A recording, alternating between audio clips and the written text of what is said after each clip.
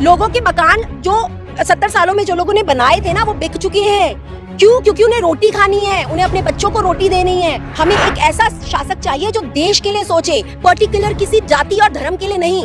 हमें नहीं चाहिए हिंदुत्व। किसने बोला कि हिंदुत्व चाहिए इस देश को? कौन सा काम किया? मुझे आप योगी जी का एक काम बता दीजिए जो उन्होंने प्रदेश या देश के लिए किया हो। उनके राज में ना औरतें सुरक्षित हैं, ना उनके राज में दलित सुरक्षित है, ना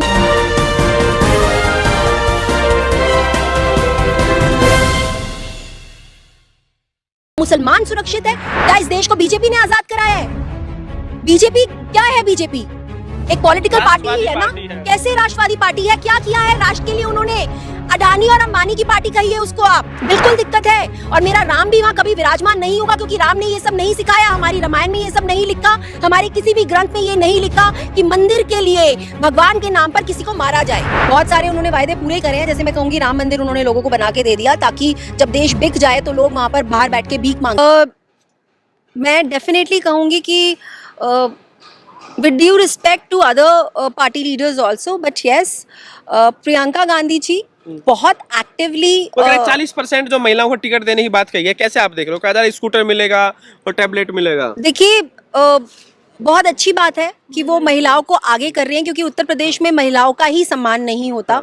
उत्तर प्रदेश एक ऐसी जगह है जहाँ पर सबसे ज़्यादा रेप केसेस होते हैं, जहाँ पर महिलाओं को आगे बढ़ने नहीं दिया जाता। ऐसे में अगर कांग्रेस एक पहल करता है 40% महिलाओं को टिकट देने के लिए, और वो जो दे रहे हैं कि भाई स्कूटी देंगे, हाँ बिल्कुल, उसमें कुछ भी गलत नहीं है। कम से कम बीजेपी की राजनीति से तो बेटर है ये। हर कैसे विश्वास करें? तो बीजेपी ने भी बहुत सारे वायदे किए थे। देखिए, बीजेपी ने जो भी वायदे करे थे, उनकी अगर आप उनके वायदों की अगर बात करेंगे तो उनका जो भी वायदा होता है वो हर तरह से रिलीजियस बेस्ड होता है। अगर उन्होंने बहुत सारे उन्होंने वायदे पूरे करे हैं, जैसे मैं कहूँगी राम मंदिर उन्होंने लोगों को बना के दे दिया ताकि जब देश बिक जाए तो लोग वहाँ पर बाहर बैठ के भीख मांग सके। आपका निशाना राम मंदिर पे रहता है, क्या दिक्कत है आपको? राम मंदिर, आप खुद ब्राह्मण हैं, आप इस तरह की बातें। देखिए, ब्राह्मण होने का मतलब ये नहीं होता कि बाकी जितनी भी जातियां हैं आप उसको नीची नजर से देखना शुरू कर दो। ब्राह्मण होने का मतलब ये नहीं होता कि अगर भगवान का सहारा लेकर, राम का सहारा लेकर लोगों को मारा काटा जाए तो बीइंग आपको राम मंदिर से क्या दिक्कत है? बिल्कुल दिक्कत है। इसलिए दिक्कत है क्योंकि कहीं ना कहीं मैं ये समझती हूँ, ये एक ऐसा मुद्दा था, ये एक ऐसी जगह थी जहाँ पर एक ऑलरेडी एक ढांचा बना हुआ था बाबरी मस्जिद का, और उसको तोड़ के बनाया गया। और उस तोड़ने में ना सिर्फ हिंदुओं की मौत हुई, उसमें बहुत सारे मुस्लिम्स भी मरे, क्योंकि रॉयट्स हुए देश में।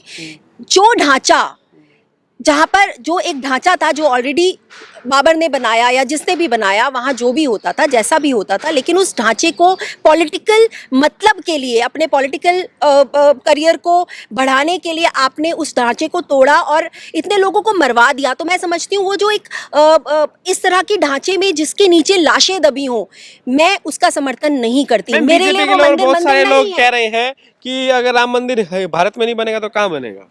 भारत में क्या मंदिरों की कमी है? राम का मंदिर नहीं बनेगा तो बाकी स्टेट्स भी, अयोध्या में क्या सिर्फ एक वही जगह मिली थी उनको राम मंदिर बनाने के लिए? अयोध्या में और भी बहुत सारी जगहें हैं जहाँ पर राम मंदिर बने हुए हैं। आप एक ऑलरेडी जहाँ पर मस्जिद बनी हुई है उसको तोड़ के आप राम मंदिर क्यों बनाएंगे, जब आप जानते हैं कि एक सेंसिटिव इशू है, इसकी वजह से इतने सारे लोग मर जाएंगे। मैं जिस तरह से कार सेवा हुई थी और जो कुछ भी उस वक्त उस दौरान हुआ था, और गुजरात से लेकर बॉम्बे तक में दंगे हुए थे, पूरा देश जलने लग गया था, ऐसी लाशों के ढेर पे बने हुए मंदिर को मैं मंदिर नहीं कहती। आपको दिक्कत है? बिल्कुल दिक्कत है। और मेरा राम भी वहाँ कभी विराजमान नहीं होगा, क्योंकि राम ने ये सब नहीं सिखाया। हमारी रामायण में ये सब नहीं लिखा, हमारे किसी भी ग्रंथ में ये नहीं लिखा कि मंदिर के लिए भगवान के नाम पर किसी को मारा जाए। अगर आप किसी को मार के, जो कश्मीर के अंदर जो हालात पैदा हो रहे हैं, वहाँ आतंकवाद फिर से जो है सर उठा रहा है, इसके लिए कौन जिम्मेदार है? देखिए, मैं दो चीजें कहूंगी इसमें। पहली चीज ये कि ये यूपी इलेक्शंस आते ही वहां पर पंडितों के साथ इस तरह से क्यों हो रहा है? कहीं ये भी बीजेपी की साजिश तो नहीं है, क्योंकि बीजेपी जब चाहती है तो आतंकवादी गतिविधियां रुक जाती हैं। जब वो चाहती है तो आतंकवादी गतिविधियां स्पेशली जब इलेक्शंस आने वाले होते हैं इस देश में एकदम से बढ़नी शुरू हो जाती हैं। उनको मालूम था कि यूपी के चुनाव में जब यहाँ पंडितों की हत्या होगी तो यूपी के चुनाव में जो लोग शायद कहीं ना कहीं उनके अगेंस्ट हो गए थे वो फिर उनकी तरफ हो जाएंगे, ये सोच के कि देखो हमारे पंडितों को मारा जा रहा है कश्मीर में। आपने डिमोनेटाइजेशन के बाद बोला था कि आतंकवाद की आप कमर तोड़ देंगे। अगर ये आतंकवादी गतिविधि है, आतंकवादी ही मार रहे हैं हमारे पंडितों को, कश्मीरी पंडितों को, तो आपकी डिमोनेटाइजेशन से 370 हटाने से अभी तक ये क्यों सॉल्व नहीं हुआ? लेकिन ये भी कहा जा रहा है कि अगर बीजेपी चली गई सत्ता से तो फिर कौन जो है संभालेगा? कौन संभालेगा? क्या इस देश में पॉलिटिकल पार्टीज की कमी है? बहुत सारी पॉलिटिकल पार्टीज हैं। बीजेपी क्या पिछले 70 साल से बीजेपी संभाल रही थी? क्या इस देश को बीजेपी ने आजाद कराया है? बीजेपी क्या है? बीजेपी एक पॉलिटिकल पार्टी ही है ना। कैसे राष्ट्रवादी पार्टी है? क्या किया है राष्ट्र के लिए उन्होंने? अडानी और अंबानी की पार्टी कहिए उसको आप, बीजेपी को आप कहिए, वो पूंजीपतियों की पार्टी है, वो राष्ट्रवादी पार्टी नहीं। और राष्ट्र पूंजीपतियों से नहीं बनता, राष्ट्र बनता है सबसे। इस देश के तो मजबूत हो रहा है सरकार में। क्या हो जाएगा हिंदुत्व मजबूत होने से? क्या आपके पेट में रोटी आएगी? क्या आपकी प्लेट में रोटी आएगी? क्या आपके बच्चों को एजुकेशन मिलेगी? क्या आपके मेडिकल फैसिलिटीज मिलेंगी? कोविड में जिस तरह से लाशों के ढेर बिछ गए थे, क्या हिंदुत्व बचा पाया उन लोगों को मरने से? क्या किया? जो राम मंदिर उन्होंने बनाया था, अगर वहीं पर मेडिकल आप फैसिलिटीज वाले हॉस्पिटल्स बना देते तो शायद आज इतनी मौतें नहीं होती। योगी जी तो हिंदुत्व का सबसे बड़ा चेहरा है, कौन हरा पाएगा उनको? हिंदुत्व का ही चेहरा है ना, देश का चेहरा नहीं है वो। उन्होंने कुछ ऐसा नहीं किया है सिवाय हर जगह से मुसलमानों से रिलेटेड या उर्दू नामों को हिंदू नाम देकर, कभी रेलवे स्टेशन को, कभी किसी स्टेट को। उसके अलावा उन्होंने क्या काम किया आप मुझे बताइए? कौन सा काम किया? मुझे आप योगी जी का एक काम बता दीजिए जो उन्होंने प्रदेश या देश के लिए किया हो। उनके राज में ना औरतें सुरक्षित हैं, ना उनके राज में दलित सुरक्षित है, ना मुसलमान सुरक्षित है, ना ही पूरा का पूरा राज्य सुरक्षित है। वो कह रहे हैं गुंडागर्दी तो खत्म कर दिया है सब। किसी की जो गुंडागर्दी है, उनके जो गुंडे हैं उनके घर में तो बुलडोजर चलवा दिया है, एनकाउंटर हो गया है। अब गुंडे जो है बुलडोजर तो वो उनके ऊपर चलाते हैं जो उनके खिलाफ बोलते हैं। आप भेज दीजिए वहां पर किसी भी न्यूज रिपोर्टर को जो सच्ची खबर दिखा दे योगी जी के खिलाफ, बुलडोजर तो उसके घर पे चलेगा। कौन से गुंडों के घरों में बुलडोजर चले हैं? और अगर बुलडोजर चले हैं तब ये हाल है यूपी प्रदेश का कि हर रोज वहां पर एक औरत का रेप होता है। हर रोज क्या मतलब हर मिनट वहां पर औरतों का रेप होता है वहां पर। अखिलेश यादव की सरकार अच्छी मानते हैं जो पहले अखिलेश यादव? देखिए, मैं यहाँ पर कोई भी पर्टिकुलर किसी पॉलिटिकल पार्टी के लिए टिप्पणी नहीं दूंगी, लेकिन मैं आपको ये जरूर कहूंगी कोई भी सरकार हो, बीजेपी सरकार नहीं चाहिए। क्योंकि हमें एक ऐसी सरकार चाहिए जो देश के सब जितने भी, चाहे वो हिंदू हो, मुस्लिम हो, सिख हो, ईसाई हो, चाहे वो ब्राह्मण हो, चाहे वो कोई भी जाति का इंसान हो, वो सबके लिए बराबर हो। हमें एक ऐसा शासक चाहिए जो देश के लिए सोचे, पर्टिकुलर किसी जाति और धर्म के लिए नहीं। हमें नहीं चाहिए हिंदुत्व। किसने बोला कि हिंदुत्व चाहिए इस देश को? इस देश को मोदी जी काम तो कर रहे हैं, विकास भी हो रहा है। 100 करोड़ लोगों को वैक्सीन लगा दिया है। 100 करोड़ लोगों को वैक्सीन लगाया है। क्या प्रमाण है उनके पास 100 करोड़ लोगों को उन्होंने वैक्सीन लगाया है? सिर्फ फोन के ऊपर बोल देने से, वो चलाने, IVR चला देने से। एयरपोर्ट की जो है घोषणा कर दी है, बेच दी है। जो एयरपोर्ट की घोषणा वही करी है ना, जो बेचती हैं, एयरलाइंस बेचती हैं, रेलवेज बेच दिया है। क्या बचा है हमारे देश के पास अपना? आप बताइए क्या बचा है? सब कुछ तो उन्होंने बेच दिया है। जो किसान भी बैठे हैं, किसानों को भी तो उनकी जमीनें भी तो बेचने के लिए तैयार है अडानी को। सब कुछ तो बिक चुका है।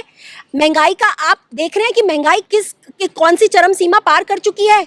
पेट्रोल जो लोगों को पहले 70 रुपए भी पेट्रोल बहुत बुरा लगता था, आज वो रेडी है 100 रुपए देने के लिए, 104 रुपए, 106 रुपए देने के लिए। क्यों? क्योंकि उनको राम मंदिर चाहिए।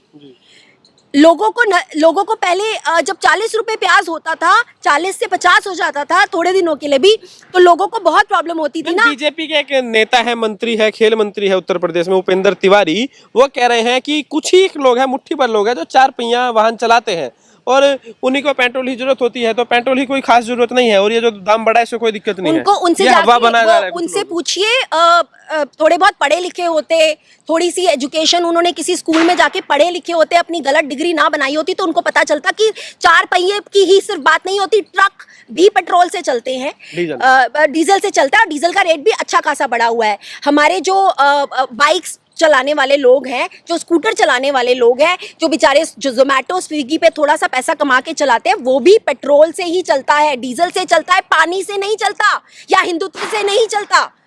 अगर आप मुझे बताइए, अगर पेट्रोल या डीजल का दाम बढ़ेगा, जाहिर है सब्जियों के दाम भी बढ़ेंगे, क्योंकि उन ट्रकों में आता है सारा सामान, हर चीज का दाम बढ़ना शुरू हो जाएगा, और वही हो रहा है। आज एक गरीब माँ अपने बच्चे को दूध नहीं पिला सकती, क्योंकि दूध का रेट इतना हो गया है कि अब हर कोई अफोर्ड नहीं कर सकता। गेहूं का रेट, आटे का रेट इतना हो गया है, रिफाइंड ऑयल, सरसों का तेल, जो अनाज तो मोदी जी दे रहे हैं झोला भर भर के। किसको दे रहे हैं? अदानी को, अंबानी को? नहीं, कौन जनता सा को झोला दे रहे हैं। जो वो लेके जाने वाले हैं यहाँ से भर के, जिसके लिए वो कहते थे कि मैं खाली झोला फ्री लेकर अनाज तो आया दे हूँ, रहे हैं, खाली 80 लेके करोड़ चले लोगों को जाऊंगा। दे रहे हैं। कौन सा, किसको दे रहे हैं, कहाँ दे रहे हैं, कौन सा अनाज? बार-बार तो क्या टीवी वो पर आकर सब बोला है उन्होंने। टीवी पे आके बोलने से तो कुछ भी हो जाता है, और अगर एक्चुअली वो दे रहे हैं किसी को, तो फिर हमारे देश में जो भुखमरी है वो क्यों फैल रही है?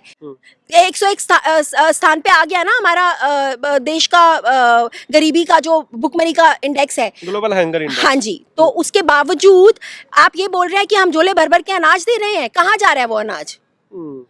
क्यों लोग अब भी भूखे मर अभी रहे ये भी हैं? कह रहे हैं कि बीजेपी के लोग कि भाई ये तो देश को बदनाम करने की अंतर्राष्ट्रीय साजिश है, इस कौन- तरह की रिपोर्ट।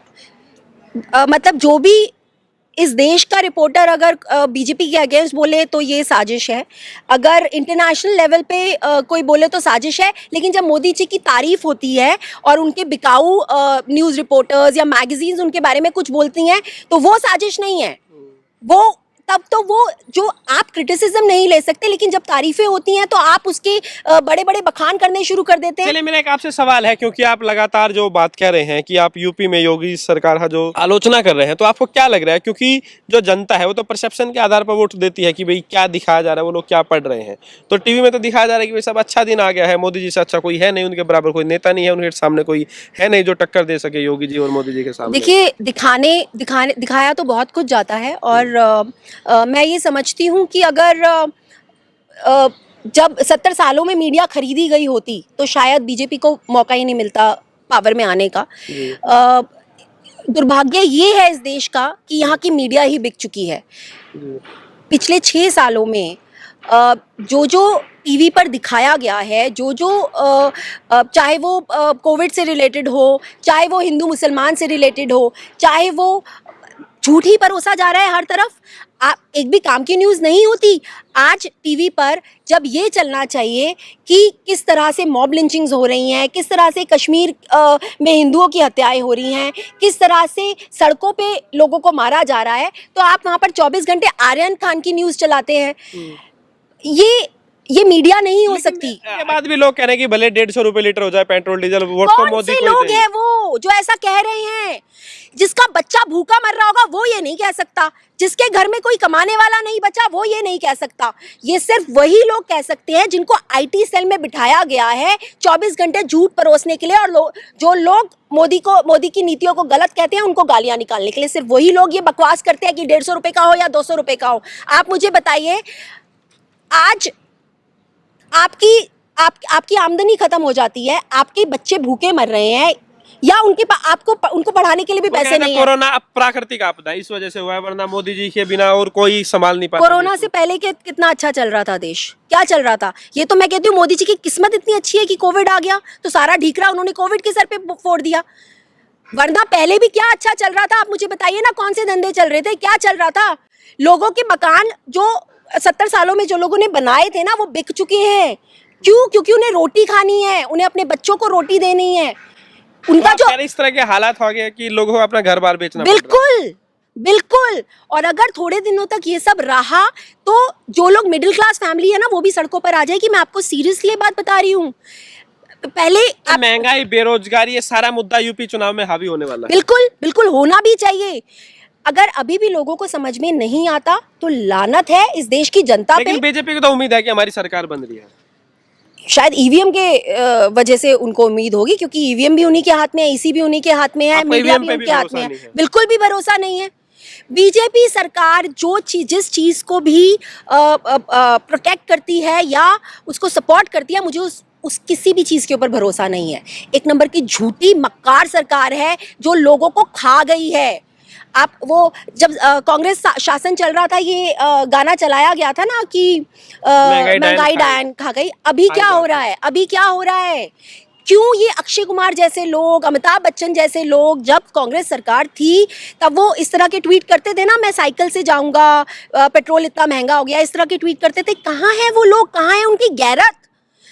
इतने इतने सीनियर लोग हैं वो, कहाँ है उनकी गैरत? क्यों नहीं आते वो सामने और क्यों नहीं बोलते? आप क्या लाचारी लगती है आपको, क्या वजह लगती है, क्यों नहीं बोलते? मोदी जी ने हर किसी को खरीदा हुआ है इस देश में, हर किसी को। आज जो थोड़े बहुत वफादार लोग बचे हैं, जो मैं कहूँगी ऑनलाइन मीडिया बची है, वो भी इसीलिए बची हुई है क्योंकि मोदी जी ने उनको खरीदा नहीं हुआ। वरना मोदी जी का बस चले तो वो इस देश के हर इंसान को खरीद लें, और वो हर इंसान, और ये हो ही रहा तो है। यूपी में कौन लग रहा है आपको, कौन टक्कर दे रहा है बीजेपी को? मैं कहूँगी कि प्रियंका गांधी जी बहुत अच्छा कर रही हैं। एटलीस्ट जब भी कोई अपराध होता है यूपी में, वो लड़ती झगड़ती हुई, उनको वहाँ घुसने नहीं दिया जाता, लेकिन फिर भी वो वहाँ पहुँचती हैं। जो लोग एक्चुअली जो पीड़ित हैं उनसे जाके मिलती हैं, उनके परिवार से जाकर मिलती है, जो कि बहुत अच्छा है। आप मुझे बताइए, पिछले इतने महीनों में जो भी यूपी में अपराध हुए हैं, रेप केसेस हुए हैं, मर्डर्स हुए हैं, क्या योगी जी किसी से जाके मिले? वो तो जो कोविड में मरे हैं उन लोगों से भी कोई सांत्वना नहीं है उनकी। ठीक है, तो आपको लग रहा है कि बीजेपी नहीं आने वाली? बिल्कुल नहीं आएगी, आना नहीं चाहिए। लेकिन उसके बावजूद अगर कुछ ऐसा होता है तो उसका मैं कहूँगी या तो उसमें ईवीएम में गड़बड़ी होगी, या फिर वो लोग जो लोग अपने आप भले पूरे हैं, जिनके पास सब कुछ है, पैसा है, लेकिन उनको फिर भी धर्म के नाम पर राजनीति अच्छी लगती है, तो मैं कुछ नहीं कह सकती उसके लिए।